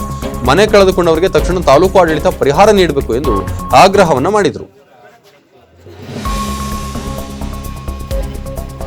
ಇವತ್ತು ನಮ್ಮ ಅರಕಲಗೂಡು ತಾಲೂಕಿನಾದ್ಯಂತ ಸುಮಾರು 10 ರಿಂದ 12 ದಿನಗಳಿಂದ ನಿರಂತರವಾಗಿ ಮಳೆ ಸುರಿತಾ ಇರತಕ್ಕಂಥದ್ದನ್ನು ನಾವೆಲ್ಲ ಕಾಣ್ತಾ ಇದ್ದೇವೆ. ಇವತ್ತು ಈ ಮಳೆ ಪರಿಣಾಮದಿಂದಾಗಿ, ಈ ಅತಿವೃಷ್ಟಿಯಿಂದಾಗಿ ನಮ್ಮ ಅರಕಲಗೂಡು ತಾಲೂಕಿನಾದ್ಯಂತ ಎಲ್ಲ ಭಾಳಷ್ಟು ಗ್ರಾಮಗಳಲ್ಲಿ ಭಾಳಷ್ಟು ಮನೆಗಳು ಕುಸಿದು ಬಿದ್ದು ಹೋಗ್ತಾ ಇರ್ತಕ್ಕಂಥದ್ದನ್ನು ನಾವು ನೋಡ್ತಾ ಇದ್ದೀವಿ. ಅದ್ರ ಜೊತೆಗೆ ರೈತರು ಬೆಳೆದಂಥ ಬೆಳೆ ಏನು ಹೊಲ ಗದ್ದೆಗಳಿದೆ ಅದಕ್ಕೆಲ್ಲ ಕೂಡ ಇವತ್ತು ನೀರು ತುಂಬಿಕೊಂಡು ಭಾಳಷ್ಟು ಬೆಳೆ ನಷ್ಟ ಆಗಿರ್ತಕ್ಕಂಥದ್ದನ್ನು ಕೂಡ ನಾವಿವತ್ತು ನಾನು ನೋಡ್ಕೊಂತ ಭಾಳಷ್ಟು ಮೊನ್ನೆಯಿಂದನೂ ಕೂಡ ಭಾಳಷ್ಟು ಹಳ್ಳಿಗಳಿಗೆ ಭೇಟಿ ಕೊಟ್ಟಂಥ ಸಂದರ್ಭದಲ್ಲಿ ನಾನು ಎಲ್ಲವನ್ನು ಕೂಡ ಗಮನಿಸ್ತಾ ಬರ್ತಾ ಇದ್ದೀನಿ. ಮತ್ತು ನನಗೆ ಈ ಎಲ್ಲವನ್ನು ನೋಡ್ಕೊಂಡು ಬಂದಂಥ ಸಂದರ್ಭದಲ್ಲಿ ಈ ತರಗಳ್ಳೆ ಗ್ರಾಮಕ್ಕೆ ಇವತ್ತು ಬಂದಿರತಕ್ಕಂಥದ್ದು. ಇಲ್ಲಿ ಈ ಗ್ರಾಮದಲ್ಲಿ ನನ್ನ ಅನಿಸಿಕೆ ಪ್ರಕಾರ ನಮ್ಮ ತಾಲೂಕಿನಲ್ಲೇ ಅತಿ ಹೆಚ್ಚು ಮನೆಗಳು ಬಿದ್ದಿರ್ತಕ್ಕಂಥ ಊರು ಇವತ್ತು ತರಗಳ್ಳೆ ಗ್ರಾಮದಲ್ಲಿ. ಸುಮಾರು ನಾನು ಬೆಳಗಿಂದ ಎಲ್ಲರೂ ಕೇಳ್ಕೊಂಡು ನೋಡ್ಕೊಂಡು ಬರಲಾಗಿ ಒಂದು 25ಕ್ಕೂ ಹೆಚ್ಚು ಮನೆಗಳು ಇವತ್ತು ಈ ಮಳೆ ಅನಾಹುತದಿಂದಾಗಿ ಹಾನಿಗೊಳಗಾಗಿರೋದನ್ನು ನಾವು ಇವತ್ತು ಕಾಣ್ತಾ ಇದ್ದೀವಿ. ಹಾಗಾಗಿ ಇವತ್ತು ನಾನು ನೋಡಿದೆ, ಕೆಲವ್ರನ್ನೆಲ್ಲ ನೋಡಿದರೆ ಕೇಳ್ಕೊಳ್ತಕ್ಕಂಥದ್ದು ಇಷ್ಟೇ, ತಾಲೂಕು ಆಡಳಿತಕ್ಕಾಗಿರ್ಬೋದು, ಮಾನ್ಯ ಶಾಸಕರಿಗಾಗಿರ್ಬೋದು, ಜನಪ್ರತಿನಿಧಿಗಳಿಗಾಗಿರ್ಬೋದು, ಈ ವಿಚಾರಗಳಲ್ಲಿ ಈ ಸಂಕಷ್ಟದ ಸಂದರ್ಭದಲ್ಲಿ ರಾಜಕೀಯವನ್ನು ಮಾಡೋಕ್ಕೆ ಹೋಗೋದು ಬೇಡ, ರಾಜಕೀಯವನ್ನು ಬೆರೆಸಬೇಡಿ. ನಿಮ್ಗೆ ಕೈ ಮುಗಿದು ಕೇಳ್ಕೊಳ್ತೀನಿ, ನಾನು ಕೈ ಮುಗಿದು ಕೇಳ್ಕೊಳ್ತೀನಿ. ಜನ ಸಂಕಷ್ಟದಲ್ಲಿದ್ದಾರೆ, ಅವ್ರುಗಳಿಗೆ ಸಹಕಾರ ಮಾಡಿ, ಪಕ್ಷಾತೀತವಾಗಿ ಸಹಕಾರ ಮಾಡಿ, ಎಲ್ಲರನ್ನೂ ಕರೀರಿ, ನಾವು ಬರ್ತೀವಿ. ನಮ್ಮ ಕೈಲಾದ ಸಹಕಾರನ ನಾವು ಕೂಡ ಸರ್ಕಾರದಿಂದ ಏನು ಬರ್ತದೋ ಕೊಡ್ಸೋಣ, ನಮ್ಮ ವೈಯಕ್ತಿಕವಾಗಿ ಏನಾಗ್ತದೋ ಪ್ರತಿಯೊಬ್ಬರಿಗೂ ಕೂಡ ಕೊಡ್ತಾ ಹೋಗೋಣ. ಸುಮ್ಮನೆ ನಾನು ಮೊನ್ನೆ ಎಲ್ಲ ನೋಡ್ತಾ ಇದ್ದೀನಿ, ಈಗ ಒಂದು ವಾರದಿಂದ ಕೂಡ ಗಮನಿಸ್ತಾ ಇದ್ದೀನಿ. ನನ್ನ ಈ ತಾಲೂಕಿನಲ್ಲಿ ಏನಾಗ್ತಾ ಇದೆ ಅನ್ನೋದನ್ನು ನೋಡ್ತಾ ಇದ್ದೀನಿ. ತೊಗೊಂಡೋಗಿ ತಹಶೀಲ್ದಾರ್ಗೆ ಅರ್ಜಿ ಕೊಡೋದ್ರಿಂದ ಆಗಲಿ, ಅಥವಾ ಒಂದು ಪ್ರೆಸ್ ಮೀಟ್ ಮಾಡೋದ್ರಿಂದ, ನನಗೆ ಸರ್ಕಾರದಿಂದ ಹಣ ಬಿಡುಗಡೆ ಮಾಡಿ ಅಂತ ಹೇಳಿ ಪ್ರೆಸ್ ಮೀಟ್ ಮಾಡೋದ್ರಿಂದಾಗಲಿ, ಮತ್ತೊಂದರಿಂದಾಗಲಿ ಪ್ರಯೋಜನ ಇಲ್ಲ. ಅವರು ಸಂಪೂರ್ಣವಾಗಿ ಪರಿಹಾರವನ್ನು ಒದಗಿಸಲೇಬೇಕು ಅಂತ ಹೇಳಿ ತೊಡಗಿಕೊಂಡು ಸರ್ಕಾರದ ವಿಧಾನಸೌಧ ಮಟ್ಟದಲ್ಲಿ ಚರ್ಚೆ ಮಾಡಿ ನಮ್ಮ ತಾಲೂಕಿಗೆ ಹಣ ತರಬೇಕಾಗಿದೆ. ಯಾಕಂದ್ರೆ ಸಾಕಷ್ಟು ಕೋಟ್ಯಾಂತರ ರೂಪಾಯಿ ದೊಡ್ಡ ಮಟ್ಟದಲ್ಲಿ ಇವತ್ತು ನಷ್ಟ ಆಗಿದೆ ನಮ್ಮ ತಾಲೂಕಿಗೆ. ಕುಂತೂರಿನ ಶಂಭುಲಿಂಗೇಶ್ವರ ಕ್ಷೇತ್ರದ ನಿಜಗುಣ ಪೀಠದ ಬಾಲಷಾಕ್ಷರಿ ಸ್ವಾಮೀಜಿಗಳ ಸಹಯೋಗದಲ್ಲಿ ಬೆಂಗಳೂರಿನ ಸೀಗಾ ಫೌಂಡೇಶನ್ ಆಧ್ಯಾತ್ಮ ತಜ್ಞರಾದ ಗುರುಮೂರ್ತಿ ಗುರೂಜಿಯವರು ವಿವಿಧ ರೀತಿಯ ಕಾಯಿಲೆಗಳಿಂದ ಬಳಲುತ್ತಿದ್ದ ಸಾರ್ವಜನಿಕರಿಗೆ ಶಂಭುಲಿಂಗೇಶ್ವರ ಕ್ಷೇತ್ರದ ನಿಜಗುಣ ಕೇಂದ್ರದಲ್ಲಿ ಆಧ್ಯಾತ್ಮ ಮಾರ್ಗದಲ್ಲಿ ಚಿಕಿತ್ಸೆಯನ್ನು ನೀಡಿದರು. ಈ ಕುರಿತು ಆಧ್ಯಾತ್ಮಿಕ ತಜ್ಞರಾದ ಗುರುಮೂರ್ತಿ ಗುರೂಜಿ ಮಾತನಾಡಿ, ಇದೊಂದು ಆಧ್ಯಾತ್ಮಿಕ ಪದ್ಧತಿಯ ಚಿಕಿತ್ಸೆ ಆಗಿದ್ದು, ಮನುಷ್ಯ ನಾಡಿ ಮಿಡಿತದ ಮುಖಾಂತರ ಅವರ ದೇಹದ ಸಮಸ್ಯೆ ಬಗ್ಗೆ ಅಧ್ಯಯನ ಮಾಡಿ ಅವರಿಗಿರುವ ರೋಗದ ಬಗ್ಗೆ ತಿಳಿದುಕೊಂಡು ಯಾವುದೇ ರೀತಿಯ ಔಷಧಿಯ ಅಗತ್ಯ ಇಲ್ಲದೆ ಆಧ್ಯಾತ್ಮಿಕ ರೀತಿಯಲ್ಲಿ ಚಿಕಿತ್ಸೆಯನ್ನು ನೀಡಿ ಗುಣಪಡಿಸಲಾಗುತ್ತೆ. ಅದೇ ರೀತಿ ಹಲವಾರು ಜನರಿಗೆ ವಿವಿಧ ರೀತಿಯ ಸಮಸ್ಯೆ ಇರುವವರಿಗೆ ಚಿಕಿತ್ಸೆಯನ್ನು ನೀಡಲಾಗಿದ್ದು ಗುಣಮುಖರಾಗಿದ್ದಾರೆ ಎಂದರು. ಇನ್ನು ಆಧ್ಯಾತ್ಮ ಚಿಕಿತ್ಸೆಗಾಗಿ ತಮ್ಮನ್ನ ಸಂಪರ್ಕಿಸಬಹುದು ಎಂದು ಹೇಳಿದರು. ಹಿಂದೆ ಏನು ಒಂದು ಚಿಕಿತ್ಸಾ ವಿಧಾನವನ್ನು ಬಳಸ್ತಾ ಇದ್ದರು ಆ ರೀತಿಯಲ್ಲಿ ನಾವು ಇದನ್ನು ಮಾಡ್ತಾಯಿದ್ದೇವೆ. ಇದು ಅನೇಕ ವರ್ಷಗಳಿಂದ ಅಂದರೆ ಸುಮಾರು 27 ವರ್ಷಗಳಿಂದ ನಾವು ಸಮಾಜ ಸೇವೆ ಅಂತೇಳಿ ಮಾಡ್ಕೊಂಡು ಬರ್ತಾಯಿದ್ದೀವಿ. ಇಲ್ಲಿ ಮೆಡಿಕಲಿ ಚಾಲೆಂಜಸ್ ಏನು ಸಾಧ್ಯ ಇಲ್ಲವೋ ಅಂತಹ ಎಲ್ಲ ಕಾಯಿಲೆಗಳು, ಮನುಷ್ಯನ ಎಲ್ಲ ಕಾಯಿಲೆಗಳು, ಬ್ರೈನ್ ಟ್ಯೂಮರ್ ಇರ್ಬೋದು, ಕ್ಯಾನ್ಸರ್ ಇರ್ಬೋದು, ಯೂಟ್ರಸ್ ಪ್ರಾಬ್ಲಮ್ಸ್ ಇರ್ಬೋದು, ಅಥವಾ ಸೋರಿಯಸಿಸ್ ಇರ್ಬೋದು, ಸೈನಸ್ ಪ್ರಾಬ್ಲಮ್ ಇರ್ಬೋದು, ಇಂತಹ ಅನೇಕ ಕಾಯಿಲೆಗಳು, ಗ್ಯಾಂಗ್ರೀನು, ಸೋರಿಯಸಿಸ್, ಇಂತಹ ಕೆಲವೊಂದು ಕಾಯಿಲೆಗಳಿಗೆ ಮೆಡಿಷನ್ ಇಲ್ಲ. ಅಂತಹ ಕಾಯಿಲೆಗಳನ್ನು ಸಹ ನಾವಿಲ್ಲಿ ಯಾವುದೇ ರೀತಿಯ ಮೆಡಿಸಿನ್ ಇಲ್ಲದೆ ನಾವು ಗುಣಪಡಿಸ್ತಾ ಇದ್ದೇವೆ. ಹಾಗೆಯೇ ಕೆಲವೊಂದು ಕಾಯಿಲೆಗಳಿಗೆ ಆಯುರ್ವೇದ ಮತ್ತು ಗಿಡಮೂಲಿಕೆಗಳಿಂದ ಆ ಒಂದು ರೂಟ್ ಕಾಸ್ ಏನಿದೆಯಾ ಕಾಯಿಲೆಯ ಮೂಲ ಅದನ್ನು ಹುಡುಕಿ ಇಲ್ಲಿ ಚಿಕಿತ್ಸೆ ಕೊಡಿಸ್ತಿದ್ದೇವೆ. ನೀವು ಇಲ್ಲಿ ಕೇಳ್ಬೋದು, ಇಲ್ಲಿ ಗುಣಮುಖರಾದಂತಹ ಅನೇಕರಿದ್ದಾರೆ, ಅವರನ್ನು ಮಾತಾಡಿಸಿದ್ರೆ ನಿಮ್ಗೆ ಗೊತ್ತಾಗುತ್ತೆ. ನಾವು ಯಾಕಂತ ಹೇಳಿದ್ರೆ ಇದರ ಪ್ರಚಾರ ನಾವು ಮಾಡ್ತಾಯಿಲ್ಲ, ಎಲೆ ಮರೆ ಕಾಯಿ ಥರ ನಾವಿಲ್ಲಿ ಒಂದು ಸಮಾಜ ಸೇವೆ ಅಂತ ಮಾಡ್ತಾಯಿದ್ದೇವೆ. ಇದು ಅನೇಕ ಜನರಿಗೆ, ಹಳ್ಳಿಯ ಮುಗ್ಧ ಜನರಿಗೆ ಇದು ಮುಟ್ಟಬೇಕು. ಯಾಕಂತ ಹೇಳಿದ್ರೆ ಎಷ್ಟೋ ಸಮಸ್ಯೆಗಳನ್ನು ಅವ್ರಿಗೆ ಗೊತ್ತಿಲ್ಲದೆ, ಅರಿವಿಲ್ಲದೆ ಇನ್ನೂ ದೊಡ್ಡ ಸಮಸ್ಯೆಗಳನ್ನು ಮಾಡ್ಕೊಂಡು ಹೋಗ್ತಾ ಇದ್ದಾರೆ. ನಾವಿಲ್ಲಿ ಎಜುಕೇಟ್ ಮಾಡಿ, ಅವರಿಗೆ ಕೌನ್ಸ್ಲಿಂಗ್ ಮಾಡಿ, ಅವರ ಸಮಸ್ಯೆಯ ಮೂಲವನ್ನು ಹುಡುಕಿ ಅದಕ್ಕೆ ನಾವಿಲ್ಲಿ ಚಿಕಿತ್ಸೆಯನ್ನು ಕೊಡ್ತಾ ಇದ್ದೇವೆ. ಇದು ಅನೇಕ ವರ್ಷಗಳಿಂದ ನಡ್ಕೊಂಡು ಬಂದಿದೆ. ತುಂಬ ಸಾವಿರಾರು ಜನರು ಇದರ ಪ್ರಯೋಜನ ಪಡ್ಕೊಂಡಿದ್ದಾರೆ. ಇದನ್ನು ಸೈಂಟಿಫಿಕ್ಕಾಗಿ ನಾವು ಮಾಡ್ತಾಯಿದ್ದೇವೆ ಅಂತ ಹೇಳಿದ್ರೆ ಇದಕ್ಕೆ ಮೂಲ ಆಧಾರ ಇದೆ. ನಾವೆಲ್ಲ ಮಾಡ್ತಕ್ಕಂಥದ್ದಕ್ಕೂ ಸೈನ್ಸ್ ರಿಸರ್ಚ್ ಆಗಿದೆ. ಇದು ಸಂಪೂರ್ಣವಾಗಿ ರಿಸರ್ಚ್ ಆಗಿರ್ತಕ್ಕಂಥದ್ದು. ಇದನ್ನು ಯಾರು ಬೇಕಾದರೂ ಮತ್ತೆ ಟೆಸ್ಟ್ ಮಾಡ್ಬೋದು. ಇಲ್ಲಿ ಬಂದು ಗುಣಮುಖರಾದವರು ಮತ್ತೆ ಹೋಗಿ ಅವ್ರು ಸ್ಕ್ಯಾನ್ ಮಾಡಿ ಏನಾದರೂ ನೋಡಿ ಅದರ ಕಾಯಿಲೆ ಹೇಗಿದೆ, ಅದು ಸಂಪೂರ್ಣವಾಗಿ ಹೋಗಿದೆಯೋ ಇಲ್ಲ ಅಂಥೇಳಿ ಚೆಕ್ ಮಾಡ್ಕೊಳ್ಬೋದು. ನನ್ನ ಹೆಸರು ದಯಾನಂದ್ ಕುಮಾರ್ ಅಂತ, ಚಾಮರಾಜನಗರ ಜಿಲ್ಲೆ ಆಲೂರಿಂದ ಬಂದಿದ್ದೀನಿ. ನನಗೆ ಬರಬೇಕಾದ್ರೆ ಯಾರಾದರೂ ಸಪೋರ್ಟ್ ಬೇಕಾಯಿತು, ಹತ್ತಕ್ಕೆ ಮಾಡೋಕ್ಕೆ, ಹತ್ತಕ್ಕೂ ಆಗ್ತಿರಲಿಲ್ಲ, ಡ್ರೈನ್ ದಾಟೋಕ್ಕೂ ಆಗ್ತಿರಲಿಲ್ಲ. ಇವಾಗ ಸ್ವಲ್ಪ ಈವ್ನಿಂಗ್ ಮಾಡಿದ್ಮೇಲೆ. ನನ್ನ ಹೆಸರು ಸುಭದ್ರ ಅಂತ ಹೇಳಿ, ನಾನು ಚಾಮರಾಜನಗರ ಕೊಳ್ಳೇಗಾಲ ತಾಲೂಕಿಂದ ಬಂದಿರೋದು, ಕುಂತೂರು ಮೂಳೆಯಿಂದ. ನನಗೆ ನರದ ಸಮಸ್ಯೆ ಇತ್ತು ಮತ್ತು ವೆರಿಕೋಸ್ ವೈನ್ ಆಗಿತ್ತು. ಅದು ನಾನು ಆಯುರ್ವೇದಿಕಲ್ಲೇ ತೊಗೊಂಡಿದ್ದೆ. ಅದರಲ್ಲಿ ಅಷ್ಟು ಒಂದು 50% ಗುಣ ಆಗಿತ್ತು. ಆಮೇಲೆ ನನಗೆ ಈ ಗುರೂಜಿದು ಯಾರೋ ಪರಿಚಯ ಹೇಳಿದ್ರು. ಇವ್ರ ಹತ್ರ ಹೋಗುವಾಗ ನನಗೆ ಕಾಲು ನಡೆಯೋಕ್ಕೆ ಕೂಡ ಆಗ್ತಿರ್ಲಿಲ್ಲ, ಕಾರ್ ಹತ್ತಕ್ಕಾಗ್ತಿರ್ಲಿಲ್ಲ. ಇಬ್ಬರು ಒಳಗಡೆ ತಳ್ಳಿ ಕೂರಿಸ್ಬೇಕಾಗಿತ್ತು. ಶ್ರೀ ಕ್ಷೇತ್ರ ಧರ್ಮಸ್ಥಳ ಗ್ರಾಮಾಭಿವೃದ್ಧಿ ಯೋಜನೆ ಇವರ ವತಿಯಿಂದ ಬೇಲೂರು ತಾಲೂಕಿನ ಮಾದಿಹಳ್ಳಿ ಹೋಬಳಿ ರಾಮೇನಹಳ್ಳಿ ಗ್ರಾಮದ ಸಮುದಾಯ ಭವನದಲ್ಲಿ ಯಂತ್ರಶ್ರೀ ಕಾರ್ಯಕ್ರಮವನ್ನು ಆಯೋಜಿಸಲಾಗಿತ್ತು. ಕಾರ್ಯಕ್ರಮದಲ್ಲಿ ಯಂತ್ರೋಪಕರಣಗಳಿಂದ ಭತ್ತ ನಾಟಿ ಮಾಡುವ ಹಾಗೂ ಹಣ ಉಳಿತಾಯ ಮಾಡುವ ವಿಧಾನಗಳ ಬಗ್ಗೆ ಮಾಹಿತಿ ನೀಡಲಾಯಿತು. ಈ ಸಂದರ್ಭದಲ್ಲಿ ತಾಲೂಕು ಕೃಷಿ ಅಧಿಕಾರಿ ಚೇತನ್ ಮಾತನಾಡಿ, ರೈತರು ಇತ್ತೀಚಿನ ದಿನಗಳಲ್ಲಿ ಕಾಲಕ್ಕನುಗುಣವಾಗಿ ಬೆಳೆ ಬೆಳೆಯದೆ ಸಾಲದ ಸುಳಿಯಲ್ಲಿ ಸಿಲುಕಿಕೊಳ್ತಿದ್ದಾರೆ. ಕೃಷಿಗೆ ಬೇಕಾಗುವ ಸಲಕರಣೆಗಳ ಬಳಕೆ, ಕೂಲಿ ಕಾರ್ಮಿಕರ ಕೊರತೆಯಿಂದಾಗಿ ರೈತ ಕೃಷಿಯಿಂದ ದೂರ ಉಳಿತಿದ್ದಾರೆ. ಆದರೆ ಧರ್ಮಸ್ಥಳ ಗ್ರಾಮಾಭಿವೃದ್ಧಿ ಯೋಜನೆಯ ಮೂಲಕ ಕಡಿಮೆ ಖರ್ಚಿನಲ್ಲಿ ಕೃಷಿ ಮಾಡುವ ನಿಟ್ಟಿನಲ್ಲಿ ಹಣ ಉಳಿತಾಯ ಮಾಡುವ ಹಲವಾರು ಯೋಜನೆಗಳನ್ನು ತಾಲೂಕಿನ ಹರೇಹಳ್ಳಿ ಹೋಬಳಿ, ಬಿಕೋಡು ಹೋಬಳಿ ಸೇರಿದಂತೆ ಸುಮಾರು 2020ನೇ ಸಾಲಿನಿಂದಲೂ ಪ್ರತಿ ಜಿಲ್ಲೆಯಲ್ಲೂ ತರಬೇತಿ ನೀಡುತ್ತಾ ಬಂದಿದ್ದೇವೆ. ಯಂತ್ರಗಳ ಸಹಾಯದಿಂದ ಭತ್ತ ನಾಟಿ ಮಾಡುವ ಮೂಲಕ ಸಮಯ ಹಾಗೂ ಹಣ ಉಳಿತಾಯ ಮಾಡುವ ಅವಕಾಶವನ್ನು ಸದುಪಯೋಗ ಪಡೆದುಕೊಳ್ಳಬೇಕು ಎಂದು ಸಲಹೆ ನೀಡಿದರು. 200 kg ಮಣ್ಣಾದ್ರೂ ಸಾಕಾಗ್ತದೆ. ಒಂದು ಎಕರೆಗೆ 200 kg ಅಂದರೆ ಒಂದು ಟ್ರೈಗೆ 2 kg ಮಣ್ಣನ್ನು ಅದು ಹಾಕಿದ್ರೆ 100 ಟ್ರೈಗೆ ಒಂದು 200 kg ಮಣ್ಣು ಅಂತ ಅದರ ಸಮತಟ್ಟಾಗಿ ಸಾಕಾಗ್ತಿತ್ತು. ಇನ್ನು ಭತ್ತದ ಆಯ್ಕೆ ಯಾವ ರೀತಿ ಮಾಡ್ಕೋಬೇಕು ಅಂತಂದ್ರೆ, ನೀವು ಭತ್ತಗಳನ್ನೆಲ್ಲ ಯಾವ ರೀತಿ ಆಯ್ಕೆ ಮಾಡಬೇಕು, ಮುಖ್ಯ ಗದ್ದೆಗಳನ್ನ ರೆಡಿ ಮಾಡಿ, ಮಣ್ಣುಗಳನ್ನ ರೆಡಿ ಮಾಡಿ, ಮತ್ತು ಮಣ್ಣಂತೆ ಮಣ್ಣುಗಳಿಗೆ ತಯಾರಿ ಮಾಡಿದಂಥ ರೈತರುಗಳಿಗೆ ಆಯ್ದ ಎಕರೆಗೆ 100 ಟ್ರೈನ ವಿತರಣೆ ಮಾಡಿ, ಅದಕ್ಕೆ ಎಕರೆಗೆ ಮಣ್ಣು 200 kg ಹಾಕಿಸಿ, ಪ್ಲಸ್ ಬೀಜ ಭತ್ತ 16ರಿಂದ 20 ಬೀಜ ಭತ್ತ ತಗೊಂಡು ನಾವು ಸಸ್ಯಪದ್ಧತಿಯನ್ನು ರೆಡಿ ಮಾಡ್ತೀವಿ ಸರ್. ಅದು 18ರಿಂದ 20 ದಿನದೊಳಗೆ ಅಥವಾ 25 ದಿನ ಹವಾಮಾನವಾಗಿ ಏರುಪೇರಿಂದ 25 ದಿನದೊಳಗೆ ಇಲ್ಲಿ ಮಾಡ್ತಾ ಇದ್ದೀವಿ. ಈ ಭಾಗದಲ್ಲಿ, ಈ ತಾಲೂಕಲ್ಲಿ ಅದನ್ನು ನಾಟಿ ಮಾಡಿ ಮುಖ್ಯ ಗದ್ದೆ ರೆಡಿ ಆದ ನಾಟಿ ಮಾಡುವಂಥ ಕೆಲಸಗಳನ್ನ ತಯಾರಿ, ನರ್ಸರಿ ತಯಾರಿ ಮೇಲೆ ನಾಟಿ ಮಾಡೋ ಕಾರ್ಯಕ್ರಮ ಮಾಡ್ತೀವಿ. ನಾವು ನಾಟಿ ಮಾಡೋದಕ್ಕೆ ಇಲ್ಲಿ ಈ ಭಾಗದಲ್ಲಿ ಲೇಬರ್ಸ್ಗಳು ತೊಂದರೆಗಳಿದೆ, ಪ್ರಾಬ್ಲಮ್ಗಳಿದೆ. ಒಂದು ಸುಮಾರು ಹಾಳ್ಬಿಟ್ಟಿರೋ ಗದ್ದೆಗಳೆಲ್ಲ ಈ ತಾಲೂಕಿನಲ್ಲಿ ನಾವು ನೋಡ್ತಾ ಬಂದಿದ್ವಿ. ಅದರಿಂದ ನಾವೇನು ಮಾಡ್ತಾಯಿದ್ವಿ, ಯಂತ್ರಶ್ರೀ ಕಾರ್ಯಕ್ರಮನ ಯಂತ್ರಗಳ ಮೂಲಕ ರೈತರುಗಳು ಭತ್ತದ ಪದ್ಧತಿಗಳನ್ನ ಅಳವಡಿಕೆ ಮಾಡ್ತಿದ್ದಾರೆ. ಅವರಿಗೆ ಇದು ಲಾಭದಾಯಕವಾಗಬಹುದು ಮುಂದೊಂದು ದಿನ ಅನ್ನೋವಂಥ ಒಂದು ಕಾನ್ಸೆಪ್ಟ್ ಮಾಡಿಕೊಂಡು ನಾವು ರೈತರಲ್ಲೇ ಹೋಗಿ ಡೆಮೋ ಮಾಡ್ತಾ ಬಂದಿದ್ವಿ. ಅವರಿಗೆ ಮಾಹಿತಿ ಕೊಡೋದು, ಡೆಮೋ ಮಾಡೋದು, ಪ್ರಾತ್ಯಕ್ಷತೆ ಮಾಡೋದು, ಇದನ್ನೆಲ್ಲ ನಮ್ಮ ಸಂಘದ ವತಿಯಿಂದ, ನಮ್ಮ ಸಂಸ್ಥೆ ವತಿಯಿಂದ ನಾವೆಲ್ಲ ರೈತರುಗಳನ್ನ ಕೂರಿಸಿ ಡೆಮೋ ಮಾಡ್ತಾ ಬಂದಿದ್ದೀವಿ ಸರ್. ಈಗ ನಾವು ಇವತ್ತು ಅದನ್ನೇ ಮಾಡ್ತಾ ಬಂದಿದ್ವಿ. ಇಲ್ಲಿ ಡೆಮೋ ಮಾಡಿದ್ದೀವಿ, ಯಾವ ರೀತಿ ಭತ್ತನ ಆಯ್ಕೆ ಮಾಡ್ಕೋಬೇಕು, ಎಷ್ಟು ಪರ್ಸೆಂಟ್ ಇರೋ ಭತ್ತಗಳನ್ನ ಆಯ್ಕೆ ಮಾಡ್ಕೋಬೇಕು, ನೀವು ಹಾಕೋ ಗದ್ದೆಗಳಿಗೆ ಎಷ್ಟು ವೇಸ್ಟ್ ಆಯ್ತಿತ್ತು, ಇಲ್ಲಿ ನಮಗೆ 10 ರಿಂದ 15 kg ಭತ್ತ ಸಾಕು, ನೀವೆಲ್ಲ 50 kg ಹಾಕ್ತಿದ್ರಿ, ಇಲ್ಲಿ ನಮ್ಗೆ 15 kg ಸಾಕು ಅಂತೆಲ್ಲ ಮಾಹಿತಿ ಕೊಟ್ಟು ಅದನ್ನೆಲ್ಲ ದುಡ್ಡು ನಮ್ಮ ರೈತರಿಗೆ ಉಳಿಯುತ್ತೆ. ಪ್ಲಸ್ ಮನೆ ಹತ್ರ ಮಾಡೋದ್ರಿಂದ ಅವ್ರ ಗದ್ದೆನ ಮುಗಿಸ್ಬೇಕು.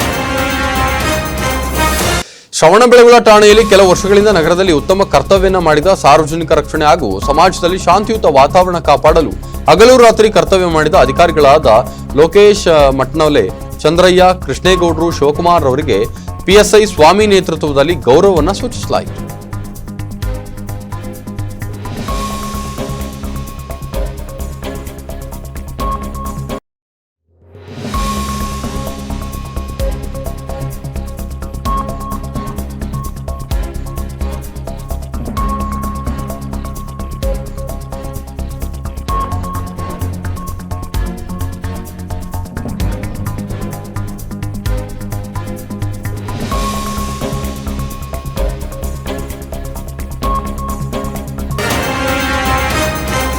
ಚನ್ನರಾಯಪಟ್ಟಣ ಘಟಕದಲ್ಲಿ ಕಾರ್ಯನಿರ್ವಹಿಸುತ್ತಿರುವ ನೌಕರರಿಗೆ ಹಾಸನದ ಜನಪ್ರಿಯ ಆಸ್ಪತ್ರೆ ಹಾಗೂ ಕರ್ನಾಟಕ ರಾಜ್ಯ ರಸ್ತೆ ಸಾರಿಗೆ ನಿಗಮ ಮತ್ತು ಶಿವಪ್ರಸಾದ್ ನೇತ್ರಾಲಯ ಸಹಯೋಗದಲ್ಲಿ ಉಚಿತ ಆರೋಗ್ಯ ತಪಾಸಣೆ ಮಾಡಿಸಲಾಯಿತು. ನಂತರ ಮಾತನಾಡಿದ ಜನಪ್ರಿಯ ಆಸ್ಪತ್ರೆಯ ಸಿಬ್ಬಂದಿ, ಕೆಎಸ್ಆರ್ಟಿಸಿ ನೌಕರರು ಹೆಚ್ಚು ಕಾರ್ಯನಿರ್ವಹಿಸುತ್ತಿರುವುದರಿಂದ ತಮ್ಮ ಆರೋಗ್ಯದ ಬಗ್ಗೆ ಹೆಚ್ಚು ಗಮನ ಹರಿಸುವುದಿಲ್ಲ. ಅಷ್ಟೇ ಅಲ್ಲದೆ ಒಬ್ಬ ಕೆಎಸ್ಆರ್ಟಿಸಿ ಡ್ರೈವರ್ ಹತ್ರ ನೂರಾರು ಜೀವಿಗಳು ಪ್ರಯಾಣಿಸುತ್ತಿರುತ್ತಾರೆ. ಆದ್ದರಿಂದ ಡ್ರೈವರ್ಗೆ ಆರೋಗ್ಯದ ಬಗ್ಗೆ ಕಾಳಜಿ ಇರಲಿ ಎಂದು ಉಚಿತ ಆರೋಗ್ಯ ತಪಾಸಣೆ ಮಾಡ್ತಿದ್ದೇವೆ. ಅಷ್ಟೇ ಅಲ್ಲದೆ ಹಾಸನ ಜಿಲ್ಲೆಯಲ್ಲಿ ಎಲ್ಲ ಘಟಕದ ನೌಕರರಿಗೆ ಮತ್ತು ಅವರ ಕುಟುಂಬಕ್ಕೆ ಕಡಿಮೆ ದರದಲ್ಲಿ ಚಿಕಿತ್ಸೆ ನೀಡಲಾಗುವುದು ಎಂದು ಭರವಸೆಯನ್ನು ನೀಡಿದರು. ಕರ್ನಾಟಕ ರಾಜ್ಯ ರಸ್ತೆ ಸಾರಿಗೆ ಸಂಸ್ಥೆ ಹಾಗೂ ಮತ್ತು ಶಿವಪ್ರಸಾದ್ ನೇತ್ರಾಲಯ ಹಾಸನ ಇವರ ವತಿಯಿಂದ ಹಾಸನ ವಿಭಾಗ ಕರ್ನಾಟಕ ರಾಜ್ಯ ರಸ್ತೆ ಸಾರಿಗೆ ವಿಭಾಗದಲ್ಲಿ ಹಾಸನ ವಿಭಾಗದಲ್ಲಿ ಉಚಿತ ಆರೋಗ್ಯ ತಪಾಸಣೆ ಶಿಬಿರ ಹಮ್ಮಿಕೊಂಡಿದ್ವಿ. ಸೊ ಇದರಲ್ಲಿ ಚನ್ನರಾಯಪಟ್ಟಣ ಅಂದರೆ ಈ ದಿನ ಚನ್ನರಾಯಪಟ್ಟಣದಲ್ಲಿ ಉಚಿತ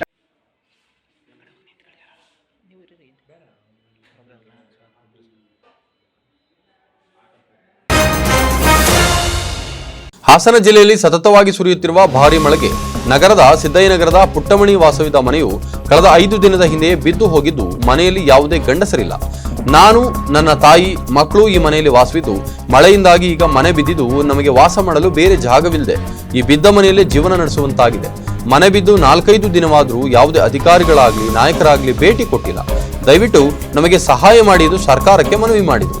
ಇನ್ನು ವಿಷಯ ತಿಳಿಯುತ್ತಿದ್ದಂತೆ ಸ್ಥಳಕ್ಕೆ ಬಂದ ಕಾಂಗ್ರೆಸ್ ಮುಖಂಡ ಬನವಾಸಿ ರಂಗಸ್ವಾಮಿ ಮನೆಗೆ ಭೇಟಿ ನೀಡಿ ಪರಿಶೀಲನೆಯನ್ನ ಮಾಡಿ ಈ ಬಗ್ಗೆ ಸರ್ಕಾರದ ಗಮನಕ್ಕೆ ತರುತ್ತೇವೆ ಹಾಗೂ ನಾನು ವೈಯಕ್ತಿಕವಾಗಿ ನೆರವಿಗೆ ನಿಲ್ಲುತ್ತೇನೆಂದು ಹೇಳಿದರು. ಇನ್ನು ಅವರು ಸ್ಥಳದಲ್ಲೇ ಆರ್ಥಿಕ ಸಹಾಯವನ್ನ ಮಾಡಿದ್ದಾರೆ. ತುಂಬಾ ಶೀತ ಆಗಿದೆ, ನೋಡಿ ಮಾಡ್ಕೊಳ್ಳಿ ಪಾಪ, ಅದನ್ನ ನೋಡಿ ನಾನು ಸಹಾಯ ಮಾಡ್ತೀನಿ. ಹೋಗಿ 27 ವರ್ಷ ಆಗಿದೆ. ನಾವು ನಮ್ಮ ಅಮ್ಮ, ನಮ್ಮ ಮಕ್ಕಳು, ನಾವು ಇದೇ ಮನೆಯಲ್ಲೇ ಇದ್ದೀವಿ ಸರ್. ನಮಗೆ ಯಜಮಾನ್ರು ಇಲ್ಲ. ನಮಗೆ ಏನು ನಿನ್ನೆ ಇತ್ತೀಚಿನ ದಿನಗಳಲ್ಲಿ ಸತತ 1 ತಿಂಗಳಿನಿಂದ ಮಳೆ ಭಾಳ ಜಾಸ್ತಿ ಬರ್ತಿದೆ. ನನ್ನ ಪ್ರಕಾರ ವಾಡಿಕೆಗಿಂತ ಹೆಚ್ಚು ಮಳೆ ಆಗಿದೆ ಈ ಸರಿ. ಹಾಗಾಗಿ ನಿನ್ನೆ ರಾತ್ರಿ ಪಾಪ ಪುಟ್ಟಮ್ಮನವರು ಇವರೆಲ್ಲ ಮಲ್ಕೊಂಡಾಗ ಒಂದು ಸಿದ್ದಯ್ಯನಗರ ಏನು ಏರಿಯಾ ಇದೆ, ಒಂದು 12ವರೆಗೆ ಈ ಒಂದು ಗೋಡೆ ಬಿದ್ದಿದೆ. ಪಾಪ ಎಲ್ಲರೂ ದೇವರು ಅದೃಷ್ಟವಶಾತ್ ಇವರೆಲ್ಲ ಪಾರಾಗಿದ್ದಾರೆ. ಗೋಡೆ ಶಿಥಿಲವಾಗಿದೆ, ತುಂಬ ಹಳೆ ಗೋಡೆ ಆಗಿರೋದ್ರಿಂದ ಪಾಪ ಅವರು ದೇವರು ಒಳ್ಳೇದು ಮಾಡಲಿ. ನಾನು ಕೂಡ ಅವ್ರಿಗೆ ಬೆಂಬಲವಾಗಿದ್ದೀನಿ. ಒಂದು ಆರ್ಥಿಕ ಸಹಾಯ ಕೂಡ ನನಗೆ ಎಲ್ಲ ನೋಡ್ತೀನಿ, ಏನು ಮಾಡ್ಬೋದು ಅದನ್ನ ಅವ್ರ ಹತ್ರ ಮಾತಾಡಿ ಆರ್ಥಿಕ ಸಹಾಯ. ಕೊನೆಯಲ್ಲಿ ಮತ್ತೊಮ್ಮೆ ಹೆಡ್ಲೈನ್ಸ್. ವಾಹನ ತಡೆದು ದಾಂಧಲೆ ಮಾಡಿದ ಬೈಕ್ ಸವಾರ ಅರೆಸ್ಟ್, ಸರ್ಕಾರಿ ಕರ್ತವ್ಯಕ್ಕೆ ಅಡ್ಡಿಪಡಿಸಿದ್ದಕ್ಕೆ ಬಿತ್ತು ಕೇಸ್.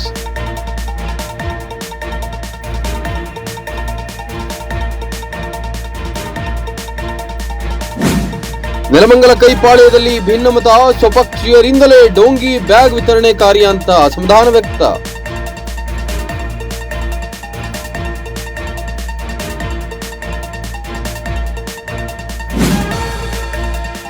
ಮನೆ ಬಿದ್ದು 4-5 ದಿನವಾದರೂ ಸ್ಥಳಕ್ಕೆ ಬಾರದ ಅಧಿಕಾರಿಗಳು ಸ್ಥಳಕ್ಕೆ ಧಾವಿಸಿ ಸಹಾಯ ಮಾಡಲು ಮುಂದಾದರೂ ಕಾಂಗ್ರೆಸ್ ಮುಖಂಡ ಬನವಾಸಿ ರಂಗಸ್ವಾಮಿ.